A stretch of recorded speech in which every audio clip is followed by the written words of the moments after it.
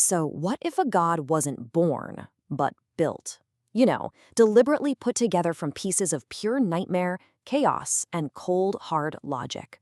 Today, we are diving deep and dissecting one of the most complex figures from the apocryphal lore, and by that I mean the unofficial, often suppressed texts of this universe.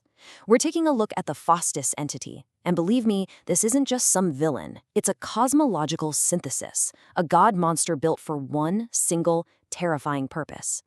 Right, so to really get a handle on Fostess, you first have to understand where divinity even comes from in this world. And it's not born from light or order. No, its roots go way, way deeper, back to a time when the universe wasn't governed by celestial laws, but by raw, untamed primal fear.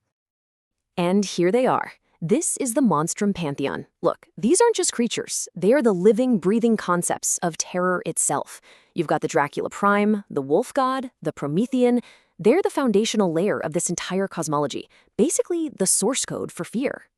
Which, of course, brings us to the big question. If Fostess is a construct, some kind of an amalgamation, then what unholy trinity of forces was mashed together to create a being with this kind of terrifying power? All right, here's our game plan. We're going to deconstruct this god monster by looking at the three main pillars of its existence: primal horror, cosmic chaos, and something called machine philosophy. Then we'll see what horrifying endgame it's all leading to. Okay, let's get into it. The most important thing to grasp here is that Fostess is what the texts call a theoretical amalgamation.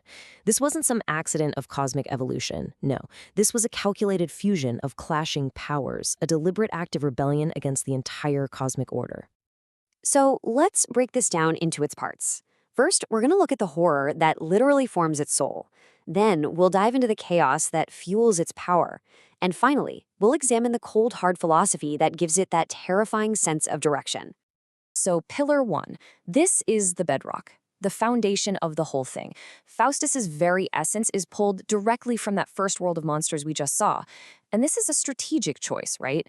It grounds him not in grace or light, but in that primordial, archetypal fear that's always lurking in the darkest corners of existence.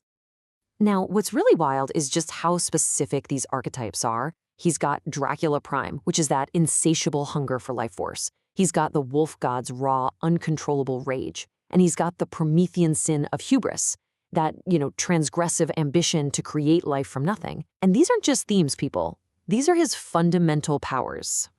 And because his very foundation is monstrous, his power has this uniquely horrifying look and feel.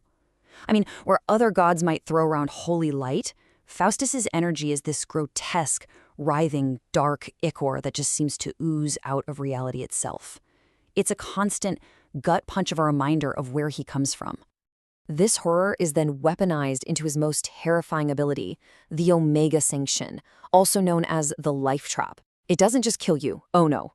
It traps your consciousness in an eternal, looping nightmare of fake lives, each one worse than the one before. It's a spiritual prison that literally turns existence into damnation. But hey, what good is a terrifying body without an engine to power it, right? And that brings us to our second pillar, cosmic chaos. If primal horror gives the monster its shape, this is what gives it its unstoppable force. Let me introduce you to the Omega imprint.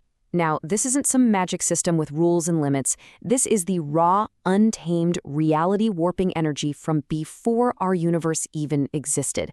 It's the very grammar of creation and destruction. And Fostess, well, he's learned how to speak the language. The process of actually grabbing this power is called primal ascension. When you tap into the Omega imprint, you get elevated to Gott tier, which is just German for God tier status. It gives you this corrupted form of existence that inherently bends reality around you, turning you into one of the first gods. And this just perfectly illustrates the scale of that power. We're talking existential erasure, the ability to literally unwrite things from reality, reality transmutation, shaping matter with a thought, and even self-resurrection, which makes him, for all intents and purposes, immortal. So, we've got the horror, and we've got the chaos. But raw, pre-universal chaos, it doesn't really have a direction, right? It's just chaos. So what gives this god monster its terrifying purpose? Well, that brings us to our third and final pillar, a cold, mechanical philosophy that gives it a mission. And the catalyst for this whole new age of machine gods is, get this, Big Ben. Yes, the clock tower.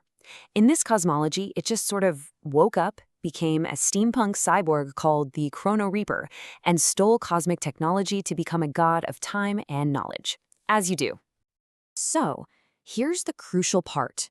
The Chrono Reaper was looking for a host to complete what it called a trinity of existence.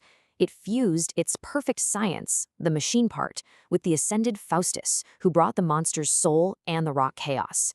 This act created the completed old gods, beings of perfect magic and science. And with that new power came a terrifying new purpose. This fusion gave Fostess a horrifyingly clear directive. It's a dark twist on Nietzsche's idea of the Übermensch, or Superman. But this isn't about self-mastery or creating a better humanity. No, this is about achieving a twisted kind of transcendence through the total control and assimilation of, well, everything. Okay, now let's see how these three pillars, the horror, the chaos, and the machine logic, all come together to serve a single, horrifying final act. This chart from that same apocryphal codex shows the whole cosmic evolutionary ladder. It starts with the monsters of the first world, it kind of decays into the folklore of the second, then it gets hijacked by the machine gods of the third, and this whole thing is a brutal war to create a theoretical fifth world. And why is it a war? Because there's already a fourth world out there, the realm of the new gods that most of our mythologies recognize. Fostess and the third world aren't just trying to conquer it, they are actively laying siege to it, trying to completely erase it from existence by forcing a jump straight to their desired final stage. And this is the final, horrifying vision. The fifth world isn't a place, it's a state of being. An Übermensch reality where all individuality is just gone. It's a universe with a single totalitarian will, where every single consciousness is nothing more than an extension of Faustus himself. Which leaves us with this final, chilling question that just perfectly sums up this whole synthesis. What's the ultimate outcome when you give the raw, primordial chaos of a monster the absolute calculating precision of a machine? Well, the answer, it seems, isn't just a new god. It's a new kind of existence, one where the very concept of I is erased.